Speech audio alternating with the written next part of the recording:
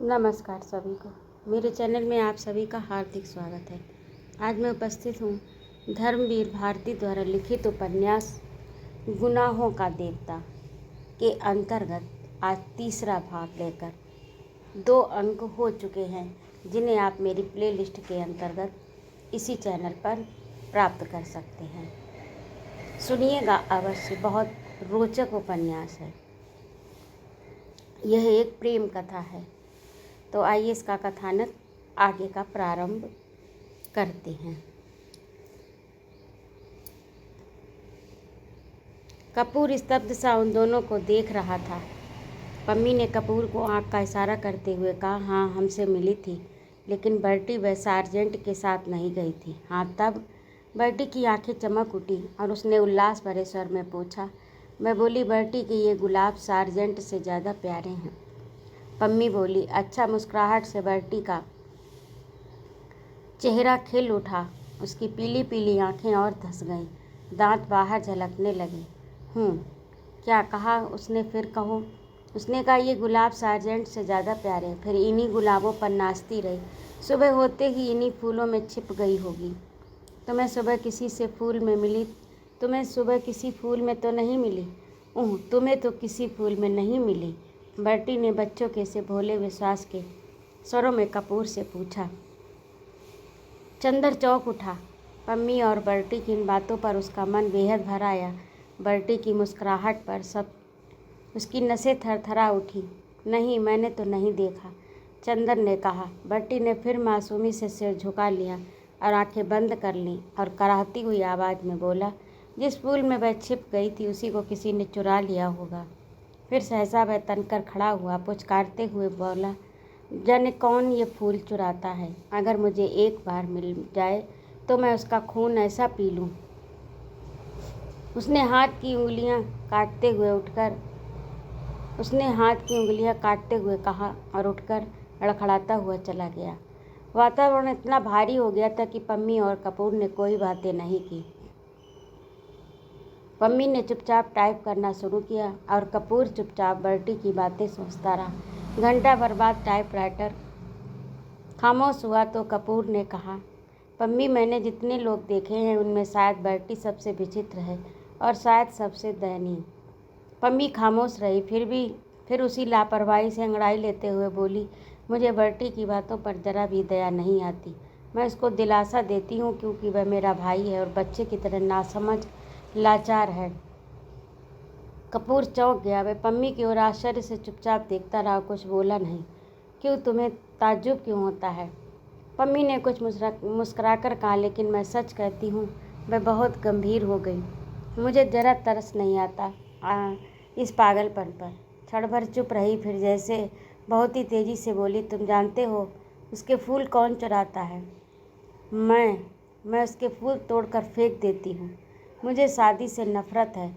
शादी के बाद होने वाली आपसी धोखेबाजी से नफ़रत है और उस धोखेबाजी के बाद इस झूठ मूठ की यादगार और बेईमानी के पागलपन से नफ़रत है। और ये गुलाब के फूल, ये क्यों मूल्यवान है? इसलिए ना कि इसके साथ बर्टी की ज़िंदगी कितनी बड़ी ट्रेजेडी गुथी हुई है।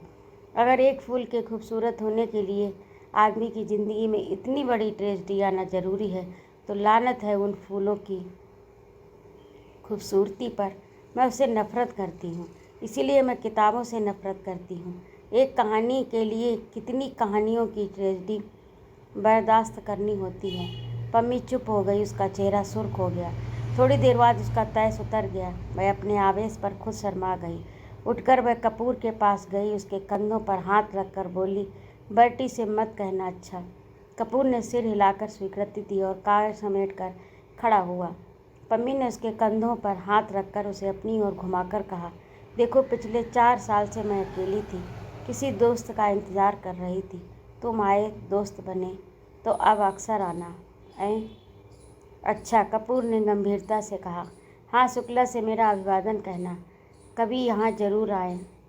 आप कभी चलिए, वहाँ उनकी लड़की है, आप उससे मिलकर खुश होंगी। पम्मी उसके साथ फाटक तक पहुँचाने चली तो देखा बर्टी एक चमेली के झाड़ में टहनियाँ हटा हटा कर कुछ ढूंढ रहा था। पम्मी को देखकर पूछा, उसने, तुम्हें याद है ये चमेली के झाड़ में तो नहीं छिपी थी। कपूर ने पता नहीं क्यों जल्दी पम्मी को अभिवादन किया और चल दिया। उसे बर्टी को देखकर डर लगता था। सुधा का कॉलेज बड़ा एकांत और खूबसूरत जगह बना हुआ था। दोनों ओर ऊंची सी मेड़, बीच में से कंकड़ की एक खूबसूरत घुमावदार सड़क, दाईं ओर चने और गेहूं के खेत, बेर सहतूत के झाड़, बाईं ओर ऊंचे ऊंचे टीले ताड़ के लंबे लंबे पेड़। शहर से काफ़ी बाहर देहात का सा नज़ारा और इसका शांत वातावरण, लगता था कि यहाँ कोई उथल पुथल, कोई शोरगुल है ही नहीं। जगह इतनी हरी भरी कि दर्जों के कमरों के पीछे ही महुआ चूता है लंबी लंबी पास की दोपहरी के नीले फूलों की जंगली लतनें उलझी रहती हैं। और इस वातावरण ने अगर किसी पर सबसे ज़्यादा प्रभाव डाला तो वह थी गेसु। उसे अच्छी तरह मालूम था कि बांस के झाड़ के पीछे किस चीज़ के फूल हैं। पुराने पीपल पर गिलोय ही लतर चढ़ रही है। करौंदे के झाड़ के पीछे एक शाही की मांद है। नांगफनी के झाड़ के पास एक बार उसने एक लोमड़ी भी देखी। शहर के एक मशहूर रईस साबिर हुसैन काजमी की ये सबसे बड़ी लड़की थी। उसकी माँ, जिन्हें उसके पिता अदन से ब्याह कर लाए थे, शहर की मशहूर शायरा थी। हालांकि उनका दीवान छपकर मशहूर हो चुका था, मगर वह किसी भी बाहरी आदमी से कभी नहीं मिलती जुलती थी। उनकी सारी दुनिया अपने पति और अपने बच्चों तक सीमित थी। उन्हें शायराना नाम रखने का बहुत शौक था। अपनी दोनों लड़कियों का नाम उन्होंने गेसु और फूल रखा। अपने छोटे बच्चे का नाम हसरत। हाँ, अपने पतिदेव साबिर साहब के हुक्के से बेहद चिढ़ती थी और उन्होंने उनका नाम रख दिया आतिश फिजा। घास फूल, लतर और शायरी का शौक गेसु ने अपनी माँ से विरासत में पाया था। किस्मत से उसका कॉलेज भी ऐसा मिला जिसमें दर्जों की खिड़कियों से आम की शाखें झाँका करती थी। इसीलिए हमेशा जब कभी मौका मिलता, क्लास से भाग कर गेसु घास पर लेटकर सपने देखने की आदी हो गई थी। क्लास के इस महा निष्क्रमण और उसके बाद लतरों की छाँव में जाकर ध्यान योग की साधना में उसकी एकमात्र साधन थी सुधा। आम की घनी छाँव में हरी हरी धूप पर दोनों सिर के नीचे हाथ रखकर लेटी रहती और दुनिया भर की बातें करती। बातों में छोटी से छोटी, बड़ी से बड़ी किस तरह की बातें करती थी, ये वही समझ सकता है जिसने कभी दो अभिन्न सहेलियों की एकांत वार्ता सुनी हो। गालिब की शायरी से लेकर उनके छोटे भाई हसरत ने कुत्ते का पिल्ला पाला गेसु सुनाया करती। शरद के उपन्यासों से लेकर यह कि उसकी मालिन ने गिलट का कड़ा बनवाया है, वह ये सब सुधा बताया करती। दोनों अपने अपने मन की बात एक दूसरे को बता डालती। कितना भावुक, प्यारा, अनजान और सुकुमार दोनों का मन था। उतनी ही भावुक और सुकुमार दोनों की बातें। हाँ, भावुक सुकुमार दोनों ही थी, लेकिन दोनों में एक अंतर था। गेसु शायर होती हुई इस दुनिया की थी और सुधा शायर न होते हुए भी कल्पना लोक की थी। गेसु अगर झाड़ियों में से कुछ फूल चुनती तो उन्हें सूंघती, उन्हें अपनी चोटी में सजाती, उन पर चंद शेर कहने के बाद उन्हें माला में पिरोकर अपनी कलाई में लपेट लेती। सुधा लतरों के बीच में सिर रखकर लेट जाती और निर्निमेष पलकों से फूलों को देखती रहती और आंखों में न जाने क्या पीकर उन्हें उन्हीं की डालों पर फूलता हुआ छोड़ देती। गेसु हर चीज़ का उचित इस्तेमाल जानती थी। किसी भी चीज़ को पसंद करने या प्यार करने के बाद उसका क्या उपयोग है, क्रियात्मक यथार्थ जीवन में उसका क्या स्थान है, वह गेसु खूब समझती थी। लेकिन सुधा किसी भी फूल के जादू में बंध जाना चाहती थी, उसी की कल्पना में डूब जाना चाहती थी। लेकिन उसके बाद सुधा को कुछ मालूम नहीं था। गेसु की कल्पना और भावुक सूक्ष्मता शायरी से व्यक्त की जाती है, अतः उसकी ज़िंदगी में काफ़ी व्यावहारिकता और यथार्थ था। लेकिन सुधा, जो शायरी नहीं लिख सकती थी, अपने स्वभाव और गठन में खुद ही एक मासूम शायरी बन गई थी। वह भी पिछले 2 सालों में तो सचमुच ही इतनी गंभीर, सुकुमार और भावनामयी बन गई थी कि लगता था कि सूर के गीतों से उसके व्यक्तित्व के रेशे बुने गए हैं। लड़कियां गेसु और सुधा के स्वभाव और उनकी अभिन्नता से वाकिफ थी और इसीलिए आज सुधा की मोटर आकर साइवान में रुकी और उसमें से सुधा और गेसु हाथ में फाइल लिए उतरी तो कामिनी ने हंसकर प्रभा से कहा, लो चंदा, सूरज की जोड़ी आ गई। सुधा ने सुन लिया, मुस्कुराकर गेसु की ओर, फिर कामिनी और प्रभा की ओर देखकर हंस दी। सुधा बहुत कम बोलती थी, लेकिन उसकी हंसी ने उसे खुश मिजाज साबित कर रखा था। वह सभी की प्यारी थी। प्रभा ने आकर सुधा के गले में बाँह डालकर कहा, गेसु वानो, थोड़ी देर के लिए सुधा रानी को हमें दे दो, जरा कल के नोट्स उतारने हैं इनसे पूछकर। फिर गेसु हंसकर बोली, उसके पापा से तय कर ले, फिर तू जिंदगी भर सुधा को पाल पोस, मुझे क्या करना। जब सुधा प्रभा के साथ चली गई तो गेसु ने कामनी के कंधे पर हाथ रखा और कहा, कम्मो रानी, अब तो तुम ही हमारे हिस्से में पड़ी आओ। चलो देखे लतर में कुंदरू हैं। कुंदरू तो नहीं, अब चने का खेत हरिया आया है, कम्मो बोली। गृह विज्ञान का पीरियड था। मिस उमालकर पढ़ा रही थी। बीच की कतार की एक बेंच पर कामनी, प्रभा, गेसु, सुधा बैठी थी। हिस्सा बाट अभी तक कायम था। कामनी के बगल में गेसु, गेसु के बगल में प्रभा और प्रभा के बाद बेंच के कोने पर सुधा बैठी थी। मिस उमालकर रोगियों के खान पान के बारे में समझा रही थी। मेज के बगल में खड़ी हुई, हाथ में एक किताब लिए उसी पर निगाह लगाए वे बोलती जा रही थी। शायद अंग्रेजी की किताब में जो कुछ लिखा हुआ था उसी का हिंदी में उल्था करते हुए बोलती जा रही थी। आलू एक नुकसानदेह तरकारी है। रोग की हालत में ये खुश्क होता है, गर्म होता है, हजम मुश्किल से होता है। सहसा गेसु ने एकदम बीच में पूछा, गुरुजी, गांधी जी आलू खाते हैं या नहीं? सभी हंस पड़े। मिस उबालकर ने बहुत गुस्से से गेसु की ओर देखा और डांट कर कहा, why'd talk on Gandhi, I want no political discussion in class. Gandhi से क्या मतलब, मैं दर्जे में राजनीतिक बहस नहीं चाहती। इस पर तो सभी लड़कियों की दबी हुई हंसी फूट पड़ी। मिस उबालकर झल्ला गईं और मेज पर किताब पटकते हुए बोली, साइलेंस, खामोश, सभी चुप हो जाओ।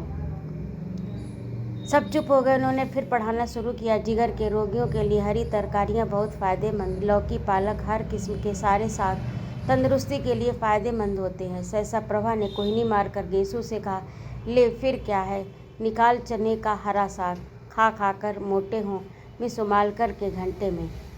गेसु ने अपने कुर्ते की जेब से बहुत सा साग निकाल कर कामनी और प्रभा को दिया। मिस उमालकर अब शक्कर के हानि लाभ बता रही थी। लंबे रोगी के बाद रोगी को शक्कर कम देनी चाहिए। दूध या साबूदाने में ताड़ की मिश्री मिला सकते हैं। दूध तो ग्लूकोज के साथ बहुत स्वादिष्ट लगता है। इतने में जब तक सुधा के पास साग पहुंचा, फौरन मिस उमालकर ने देख लिया। मैं समझ गई ये शरारत गेसु की होगी। मिस गेसु, बीमारी की हालत में दूध काहे के साथ स्वादिष्ट लगता है? इतने में सुधा के मुंह से निकला, साग काहे के साथ खाएं? और गेसु ने कहा, नमक के साथ।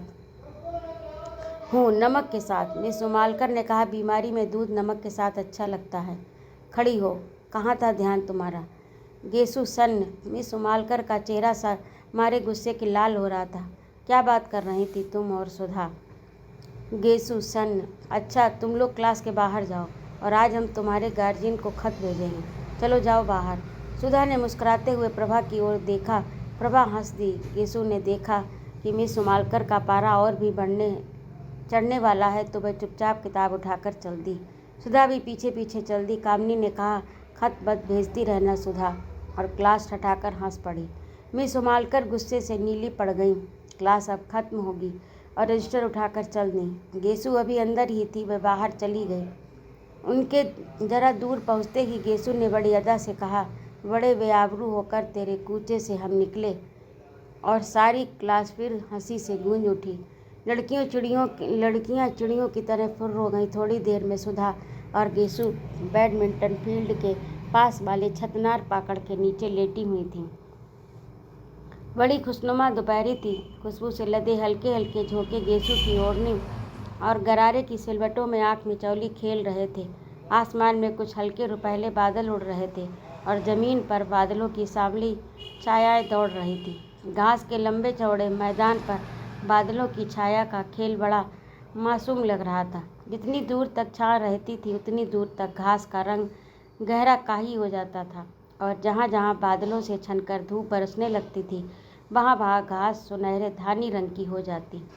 दूर कहीं पर पानी बरसाता। बादल हल्के होकर खरगोश के मासूम स्वच्छंद बच्चों की तरह दौड़ रहे थे। सुधा आंखों पर फाइल की छांट किए हुए बादलों की ओर एकटक देख रही थी। गेसु ने उसकी ओर करवट बदली और उसकी बेड़ी में लगे हुए रेशमी फीते को उंगलियों में उमेटते हुए एक लंबी सी सांस भरकर कहा, बादशाहों की मुअत्तर ख्वाबगाहों में कहाँ। वह मज़ा जो भीगी भीगी घास पर सोने में है, मुतमईन बेफिक्र लोगों की हंसी में भी कहाँ, लुप्त जो एक दूसरे को देख कर रोने में है। सुधा ने बादलों से अपनी निगाह नहीं हटाई, बस एक करुण सपनीली मुस्कुराहट बिखेर कर रह गई। क्या देख रही है सुधा? गेसु ने पूछा। बादलों को देख रही हूँ, सुधा ने बेहोश आवाज़ में जवाब दिया। गेसु उठी और सुधा की छाती पर सिर रखकर बोली, कैफ बरदोस बादलों को न देख, बेखबर तू न कुचल जाए कहीं। और सुधा के गाल में जोर की चुटकी काट ली। हाय रे, सुधा ने चीख कर कहा। उठ बैठी। वाह वाह, कितना अच्छा शेर है। किसका है? पता नहीं किसका है, गेसु बोली, लेकिन बहुत सच है। सुधी आसमां के बादलों के दामन में अपने ख्वाब टाँक देना और उनके सहारे ज़िंदगी बसर करने का ख्याल है तो बड़ा नाजुक मगर रानी बड़ा खतरनाक भी है।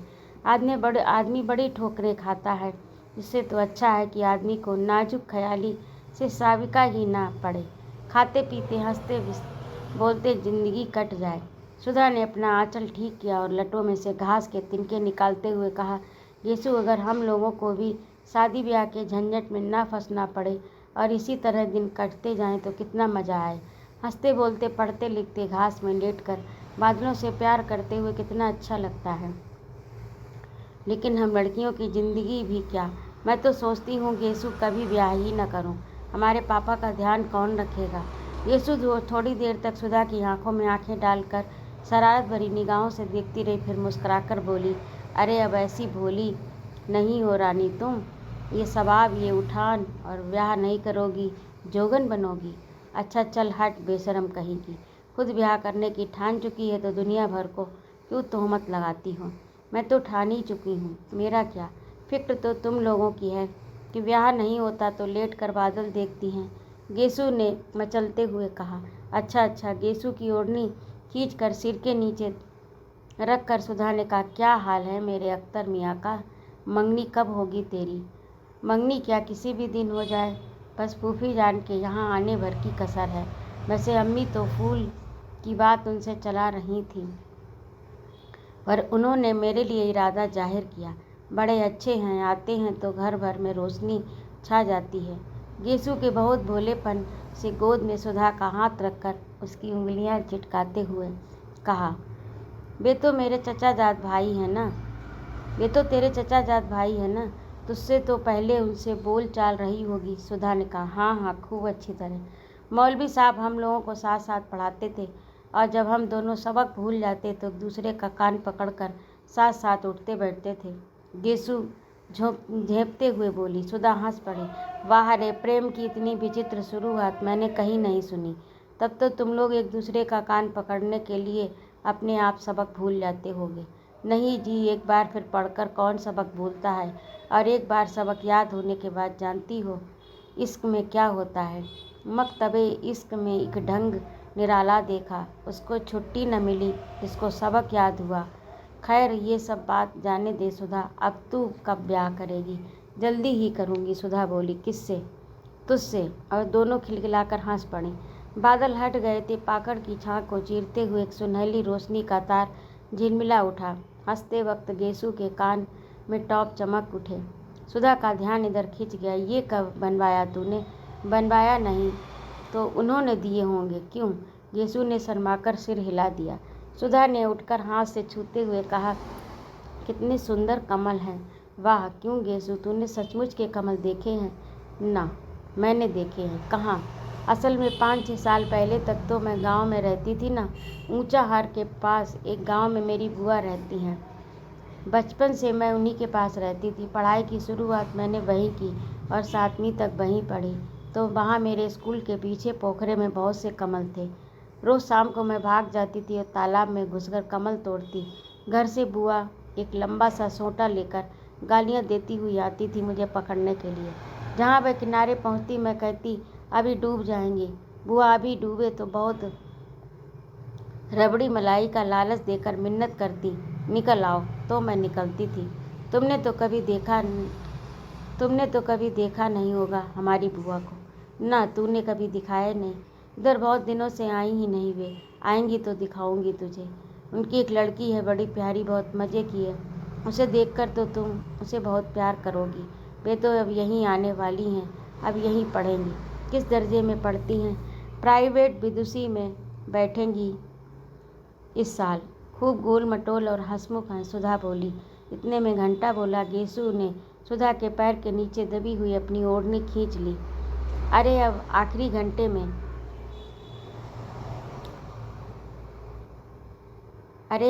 घंटे में क्या जाकर पढ़ोगी? हाजिरी कट ही गई। अब बैठो यहीं बातचीत करें, आराम करें, सुधा ने अलसाए स्वर में कहा और खड़ी होकर एक मदमाती हुई अंगड़ाई ली। गेसु ने हाथ पकड़कर उसे बिठा लिया और बड़ी गंभीरता से कहा, देखो ऐसी अरसइहो अंगड़ाई न लिया करो। इसे लोग समझ जाते हैं कि बचपन करवट बदल रहा है। धत। बेहद झेप कर और फाइल में मुँह छिपाकर सुधा बोली, लो तुम मजाक समझती हो। एक शायर ने तुम्हारी अंगड़ाई के लिए कहा है, कौन ये ले रहा है अंगड़ाई, आसमानों को नींद आती है। वाह, सुधा बोली। अच्छा गेसु, आज बहुत से शेर सुनो। एक हृदय तीरगी है और खावे कायनात, डूबते जाते हैं तारे, भीगती जाती है रात। पहली लाइन के क्या मतलब है? सुधा ने पूछा। हृदय तीरगी के माने हैं अंधेरे की चादर और खावे कायनात के माने हैं जिंदगी का सपना। अब फिर सुनो शेर। एक रियायत तीरगी है और खावे कायनात, डूबते जाते हैं तारे, भीगती जाती है रात। वाह कितना अच्छा है। अंधकार की चादर है, जीवन का स्वप्न है, तारे डूबते जाते हैं, रात भीगती जाती है। गेसु, उर्दू की शायरी बहुत अच्छी है, तो तू खुद उर्दू क्यों नहीं पढ़ लेती? गेसु ने कहा, चाहती तो बहुत हूँ पर निभ नहीं पाता। किसी दिन शाम को आओ। सुधा तो अम्मी जान से मुझे शेर सुनवाएं। ये ले तेरी मोटर भी आ गई। सुधा उठी, अपनी फाइल उठाई। गेसु ने अपनी ओढ़नी झाड़ी, आगे चली। पास आकर उचक कर उसने प्रिंसिपल का रूम देखा, वह खाली था। उसने दाई को खबर दी, मोटर पर बैठ गई। गेसु बाहर खड़ी थी। चल तू भी ना। नहीं मैं गाड़ी पर चली जाऊंगी। अब चलो, गाड़ी 4:30 बजे जाएगी, अभी घंटा भर है। घर पर चाय पीएंगे, मोटर पहुंचा देगी। जब तक पापा नहीं है तब तक जितना चाहो कार घिसो। गेसु भी आ बैठी और कार चल दी। दूसरे दिन जब चंदर डॉक्टर शुक्ला के यहाँ निबंध की प्रतिलिपि लेने पहुंचा तो 8 बज चुके थे। 7 बजे तो चंदर की नींद ही खुली थी। जल्दी से नहा धोकर साइकिल दौड़ाता भागा, कहीं भाषण की प्रतिलिपि पहुंचने में देर न हो जाए। जब वह बंगले पर पहुंचा तो धूप फैल चुकी थी। अब धूप भली नहीं मालूम होती थी। धूप की तेजी बर्दाश्त से बाहर होने लगी, लेकिन सुधा नील कांटे के ऊंचे ऊंचे झाड़ों की छांव में एक छोटी सी कुर्सी डाले बैठी थी। बगल में एक छोटी सी मेज थी जिस पर कोई किताब खुली रखी थी। हाथ में क्रोशिया थी, उंगली एक नाजुक तेजी से डोरे को उलझा रही थी। तेजी से डोरे से उलझ सुलझ रही थी। हल्के बादामी रंग की इकलाई की लहराती हुई धोती, नारंगी और काली तिरछी धारियों का कलफ लगा चुस्त ब्लाउज और एक कंधे पर उभरा एक उसका पफ ऐसा लग रहा था जैसे वहाँ पर कोई रंगीन तितली आकर बैठ गई हो, उसका सिर्फ एक पंख उठा हो। अभी अभी शायद नहाकर उठी थी, क्योंकि शरद की खुशनुमा धूप की तरह हल्के सुनहले बाल पीठ पर लहरा रहे थे। नील कांटे की टहनियाँ उनके सुनहरी लहरें समझकर अटखेलियाँ कर रही थीं। चंदर की साइकिल अब अंदर दिख पड़ी तो सुधा ने उधर देखा, लेकिन कुछ भी न कहकर फिर अपनी क्रोशिया बुनने में लग गई। चंदर सीधा पोर्टिको में गया, अपनी साइकिल रखकर भीतर चला आया। डॉक्टर शुक्ला के पास स्टडी रूम में, बैठक में, सोने के कमरे में कहीं भी डॉक्टर शुक्ला नज़र नहीं आए। हार कर वह बाहर आया तो देखा मोटर अभी गैरेज में है, तो वे कहाँ जा सकते हैं। सुधा को तो देखिए क्या अकड़ी हुई है, आज जैसे चंदर को जानती ही नहीं। चंदर सुधा के पास गया। सुधा का मुंह और भी लटक गया। डॉक्टर साहब कहाँ हैं? चंदर ने पूछा। हमें क्या मालूम, सुधा ने क्रोशिया पर से बिना निगाह उठाए जवाब दिया। तो किसे मालूम होगा? चंदन ने डांटते हुए कहा। हर वक्त का मजाक हमें अच्छा नहीं लगता। काम की बात का उसी तरह से जवाब देना चाहिए। उनके निबंध की लिपि देनी है या नहीं? हाँ देनी है। तो मैं क्या करूँ? नहा रहे होंगे। अभी कोई ये तो है नहीं कि तुम निबंध की लिपि आए हो तो कोई नहाए धोए ना, बस सुबह से बैठा रहे। अब निबंध आ रहा है, अब आ रहा है। सुधा ने मुंह बनाकर आंख नचाते हुए कहा। तो सीधे क्यों नहीं कहती कि नहा रहे हैं। चंदन ने सुधा के गुस्से पर हंसकर कहा। चंदन की हंसी पर तो सुधा का मिजाज और भी बिगड़ गया। अपनी क्रोसिया उठाकर किताब बगल में दबाकर वह अंदर चल दी। उसके उठते ही चंदन आराम से उस कुर्सी पर बैठ गया, मेज पर टांग फैलाकर। आज मुझे बहुत गुस्सा चढ़ा है, खबरदार कोई बोलना मत। सुधा जाते जाते मुड़कर खड़ी हो गई। हमने कह दिया है चंदन एक बार कि हमें ये सब बातें अच्छी नहीं लगती। जब देखो मुझे चढ़ाते रहते हो। सुधा ने गुस्से से कहा। नहीं चढ़ाएंगे तो पूजा करेंगे। तुम अपने मौके पर छोड़ देती हो। चंदन ने उसी लापरवाही से कहा। सुधा गई नहीं, वहीं घास पर बैठ गई, किताब खोलकर पढ़ने लगी। जब 5 मिनट तक कुछ नहीं बोली तो चंदन ने सोचा आज बहुत गंभीर है। सुधा, उसने बड़े दुलार से पुकारा। सुधा। सुधा ने कुछ नहीं कहा, मगर 2 बड़े बड़े आंसू टप से नीचे किताब पर गिर गए। अरे क्या बात है सुधा, नहीं बताओगी? कुछ नहीं। बता दो, तुम्हें हमारी कसम है। कल शाम को तुम आए नहीं, सुधा रोनी आवाज़ में बोली। बस इस बात पर इतनी नाराज़ हो? पागल। हाँ, इस बात पर इतनी नाराज़ हूँ। तुम आओ चाहे 1000 बार ना आओ, इस पर हम क्यों नाराज़ होंगे? बड़े कहीं के आए, नहीं आएंगे तो हमारा घरबार नहीं है। बड़े कहीं के आए, नहीं आएंगे तो जैसे हमारा घरबार नहीं है। अपने को जाने क्या समझ लिया। सुधा ने चढ़कर जवाब दिया। अरे तो तुम ही तो कह रही थी भाई, चंदन ने हंसकर कहा। तो पूरी बात भी सुनो। शाम को गेसू का नौकर आया था। उसके छोटे भाई हसरत की सालगिरह थी। सुबह कुरान खानी होने वाली थी। उसकी माँ ने बुलाया था। तो गई क्यों नहीं? किससे पूछ कर जाती? आप तो इस वक्त आ रहे हैं जब सब खत्म हो गया, सुधा बोली। तो पापा से पूछ के चली जाती, चंदन ने समझाकर कहा। फिर गेसू के यहाँ यूँ अक्सर जाती हो तुम? तो आज तो डांस भी करने को कहा था उसने, फिर बाद में तुम कहते सुधा तुम्हें यह नहीं करना चाहिए था, वो नहीं करना चाहिए था, लड़कियों को ऐसे रहना चाहिए, वैसा रहना चाहिए। बैठ के उपदेश पिलाते, नाराज़ होते। बिना तुमसे पूछे हम कहीं सिनेमा, पिकनिक, जलसों में गए हैं कभी? और फिर आंसू टपक पड़े। पगली कहीं, कितनी सी बात पर रोना क्या? किसी के हाथ कुछ उपहार भेज दो, फिर किसी मौके पर चली जाना। हाँ चली जाना, तुम्हें कहते क्या लगता है? गेसू ने कितना बुरा माना होगा? सुधा ने बिगड़ते हुए कहा। इम्तहान आ रहा है, फिर कब जाएंगे? कब है इम्तहान तुम्हारा? चाहे जब हो। तुम्हें पढ़ाने के लिए कहा किसी से? अरे भूल गए। अच्छा देखो, कहेंगे नहीं। आज दोपहर को आप बुला लाइए, वरना हम सब किताबों में लगाए देते हैं आग, समझे कि नहीं? अच्छा, आज दोपहर को बुला लाएंगे। ठीक, अच्छा याद आया, बिसरिया से कहूँगा तुम्हें पढ़ाने के लिए, उसे रुपए की ज़रूरत भी है। चंदन ने छुटकारे का कोई रास्ता न पाकर कहा। आज दोपहर को ज़रूर से। सुधा ने फिर आंखें नचाकर कहा। लो पापा आ गए नहाकर, जाओ। चंदन उठा और चल दिया। सुधा उठी अंदर चली गई। शुक्ला हल्के सामने रंग के, जरा स्थूल काय से थे। बहुत गंभीर अध्यापन और उम्र के साथ ही साथ उनकी नम्रता और भी बढ़ती जा रही थी। लेकिन वे लोगों से मिलते जुलते कम थे। व्यक्तिगत दोस्ती उनकी किसी से नहीं थी, लेकिन उत्तर भारत के प्रमुख विद्वान होने के नाते कॉन्फ्रेंसों में, मौखिक परीक्षाओं में, सरकारी कमेटियों में वे बराबर बुलाए जाते थे। इसमें प्रमुख रूप से दिलचस्पी से हिस्सा लेते थे। ऐसी जगहों में चंदर अक्सर उनका प्रमुख सहायक रहता था और इसी नाते चंदर भी प्रांत के बड़े बड़े लोगों से परिचित हो गया था। जब वह एमए पास हुआ तब तो फाइनेंस विभाग ने उसे कई बार ऊंचे ऊंचे पदों का ऑफर दे डाला, लेकिन डॉक्टर शुक्ला इसके खिलाफ थे। वे चाहते थे कि पहले ये रिसर्च पूरी कर लें, संभव हो तो विदेश हो आएँ, तब चाहे कुछ काम करें। अपने व्यक्तिगत जीवन में डॉक्टर शुक्ला अंतर्विरोधी के व्यक्ति थे। पार्टियों में मुसलमान और ईसाइयों के साथ खाने में उन्हें कोई एतराज़ नहीं था, लेकिन कच्चा खाना वे चौके में आसन पर बैठकर रेशमी धोती पहनकर खाते थे। सरकार को उन्होंने सलाह दी कि साधुओं और सन्यासियों को ज़बरदस्ती काम में लगाया जाए, मंदिरों की जायदादें जब्त कर ली जाएं, लेकिन सुबह घंटे भर तक पूजा जरूर करते थे। पूजा पाठ, खान पान, जात पात के पक्के हामी, लेकिन व्यक्तिगत जीवन में कभी यह नहीं जाना कि उनका कौन शिष्य ब्राह्मण है, कौन बनिया, कौन खत्री और कौन कायस्थ। नहाकर वे आ रहे थे और दुर्गा सप्तशती का कोई श्लोक गुनगुना रहे थे। कपूर को देखा, रुक गए, बोले हेलो, हो गया टाइप? जी हाँ। कहाँ कराया टाइप? मिस डिकूज के यहाँ। अच्छा, वह अच्छी लड़की है। अब तो बहुत बड़ी हुई होगी। अभी शादी नहीं हुई। मैंने तो सोचा मैं मिले या ना मिले। नहीं, मैं यहीं है, शादी हुई फिर तलाक हो गया। अरे तो अकेले रहती है? नहीं, अपने भाई के साथ, बर्टी के साथ। अच्छा, और बर्टी की पत्नी अच्छी तरह है? वह मर गई।